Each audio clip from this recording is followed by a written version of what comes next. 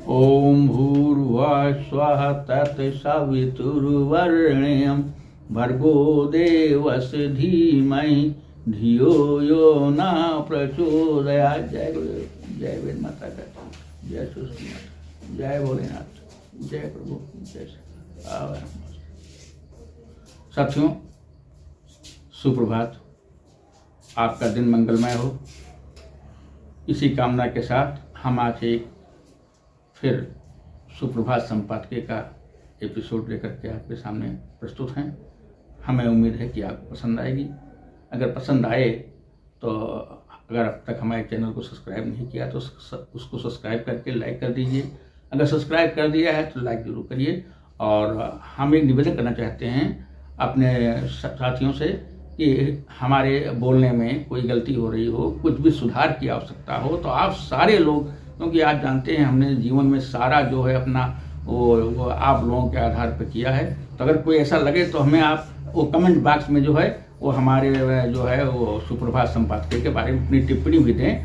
हम स्वागत करेंगे साथियों। इसी के साथ हम अपने नए सुप्रभात संपादकीय के एपिसोड पर आ रहे हैं साथियों। बहुत छोटा सा एपिसोड है, हमें उम्मीद है कि आपको पसंद आएगा साथियों। मनुष्य जीवन में साथियों जिस तरह से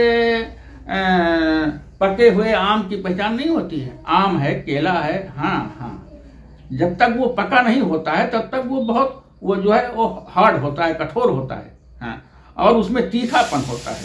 जिस तरह से जो है वो पके हुए फल की पहचान जो पहचान होती है वो सिर्फ जब वो अपने परिपक्वता की ओर आता है, तब वो जो है वो फिर जब पकने लगता है तो उसका सारा तीखापन, सारा अम्लीय जो है वो पन खत्म हो जाता है साथियों। और उसी से जो है परिपक्वता की पहचान होती है, उसमें रस आ जाता है, उसमें जो है दाबने पर मुलायमियत आ जाती है साथियों।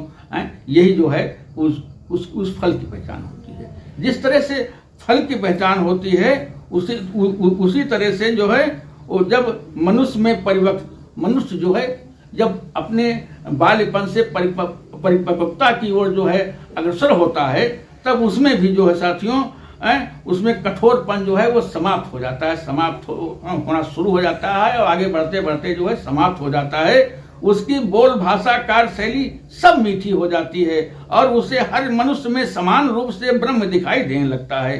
तीसरी पहचान ये होती है कि उसके चेहरे पर आत्मविश्वास, आत्मसंतुष्टि के लक्षण परिलक्षित होने लगते हैं और भाषा मधुर व नियंत्रित हो जाती है। लड़कपन व गैर जिम्मेदारी का दौर समाप्त हो जाता है और मनुष्य में गंभीरता व जिम्मेदारियों का एहसास होने लगता है। अच्छे बुरे का आभास तथा सोच समझकर निर्णय लेने की क्षमता पैदा हो जाती है।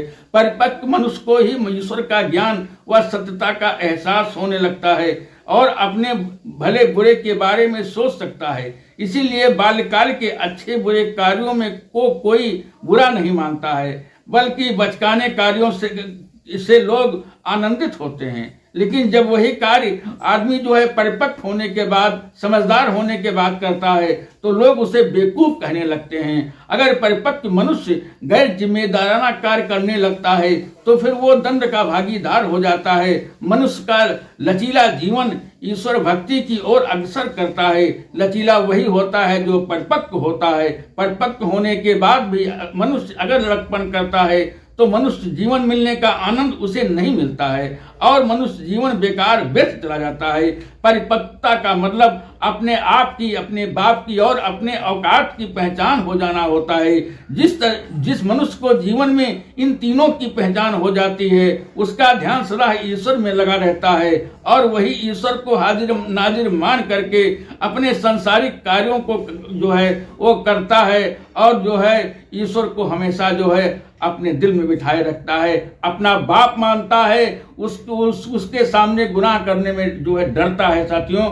इसी के साथ आपका सुप्रभात फिर एक बार आप सामने जो है समाप्त कर रहे हैं। सुप्रभात, वंदे मातरम, नमस्कार, गुड मॉर्निंग, आदाब, सलाम, वंदे मातरम, जय भारत, जय गुरुदेव, जय माँ, जय प्रभु, जय सरकार, जय माँ।